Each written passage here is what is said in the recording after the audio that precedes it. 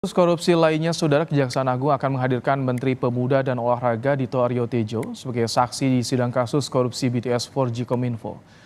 Kejaksaan Agung tengah memeriksa sejumlah saksi dan mencari bukti terkait aliran dana 27 miliar rupiah yang disebutkan terdakwa Irwan Hermawan diberikan kepada Menpora Dito Aryo Tejo. Bukti ini nantinya akan dihadirkan ke persidangan dugaan korupsi proyek BTS.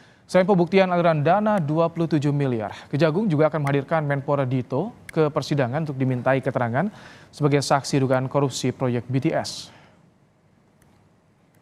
Pak Dito itu pasti kami juga hadirkan di persidangan.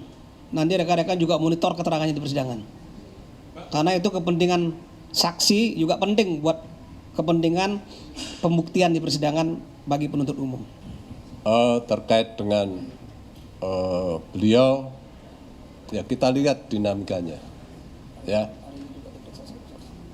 hari ini juga kami sedang memeriksa sejumlah saksi yang kami nilai ada urgensi dengan pembuktian terkait dengan uang 27 miliar telah kami sita dan nanti akan kita jadikan barang bukti di persidangan di kasus Windy.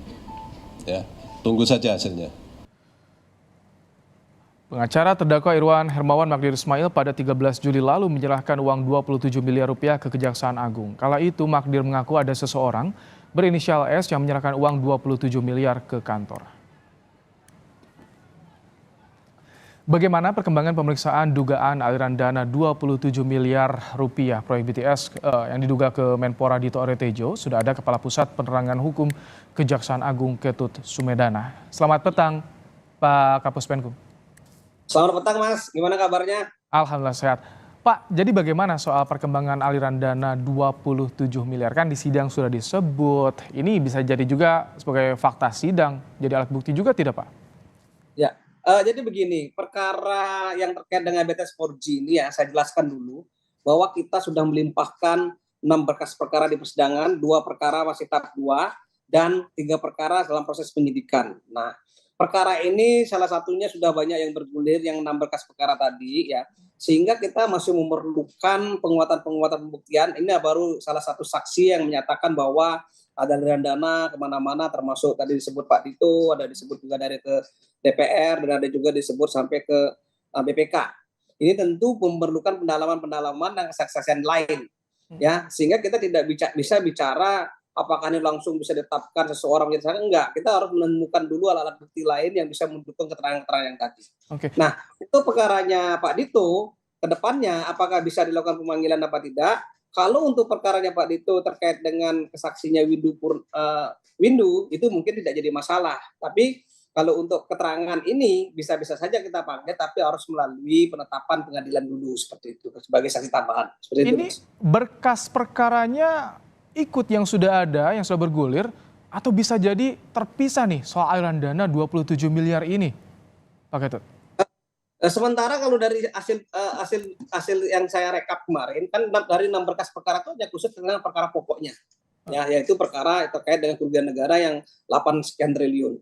Tapi kalau untuk perkaranya yang 2, yang WP dan IWM, nah ini khusus adalah perkara-perkara yang terkait dengan pasal-pasal 5, pasal 11 dan pasal 12, yaitu mengenai aliran dana tadi itu. Nah, di sanalah yang menyatakan ada aliran ke saudara Dito, saudara dari DPR, dari BPK, ini masih kita kejar, masih kita dalami semua. Ya, mudah-mudahan ini akan berkembang terus. Kita akan mengembangkan terus perkara ini, seperti itu. Ini kan Menpora Dito akan dihadirkan di persidangan. Ini untuk konfrontasi artinya, Pak Ketut, apakah nanti akan dipanggil lagi diperiksa ke Kejagung untuk mendalami juga soal ini? Sementara begini, sementara kita fokus dulu di persidangan yang sedang lagi rame. Media juga rame menanyakan kepada kami, kepada kita ya. Tentunya kami tidak mau melepas bola liar di luar, sehingga kami mau tidak mau tim penuntut umum yang ada di persidangan ini kita meminta agar segera dilakukan klarifikasi pemanggilan di sidang biar tidak bias perkara ini. Sementara di penyidikan kita juga masih tetap berjalan. Apabila ditemukan bukti-bukti baru terkait perkara ini, tentu kita akan panggil. Ya, dari keterangan sidang pun kita jadikan acuan untuk kita pelajari, untuk kita telah dan kita nilai ke depannya apakah memerlukan untuk dipanggil orang-orang yang disebut persidangan seperti itu. Kita akan tuntaskan semua sesuai dengan harapan-harapan masyarakat dan media. Jadi sama seperti yang dibilang Pak Kutandi, kalau saat ini penyidik masih mendalami untuk mencari lagi soal bukti aliran dana yang diduga ke Kemenpora ini. Ini akan juga menjadi penguat nanti di persidangan sebagai bagian dari fakta persidangan nanti, Pak Ketut. Ya, tugasnya penuntut umum itu adalah membuktikan konstruksi hukum yang di mana dalam surat dakwaan. Tentunya kita membuat terang suatu perkara itu harus ada alat bukti berupa keterangan-keterangan saksi yang fair, yang menurut kami itu dapat dipertanggungjawabkan. Sehingga dalam proses penyidikan pun yang lagi berjalan ini dari 2 perkara ini, kita juga menginginkan itu juga terjadi sebagaimana proses persidangan. Kita berharap semua saksi yang dihadirkan di persidangan sama dengan keterangan saksi sebelumnya, bisa terbuka, terlepas seperti itu. Karena kemarin pada saat kita lakukan pemeriksaan di proses penyidikan ini masih saling menutupi mereka, masih saling mengakui, saling mengingkari. Nah ini perlu kita lakukan pendalaman dan untuk kemungkinan kedepannya ada pengembangan baru dari perkara ini. Baik, terima kasih Pak Ketut Sumedana, Kapus Penkum Kejaksaan Agung telah menyampaikan bagaimana perkembangan terkini soal dugaan aliran dana 27 miliar di kasus BTS 4G. Terima kasih Pak Ketut.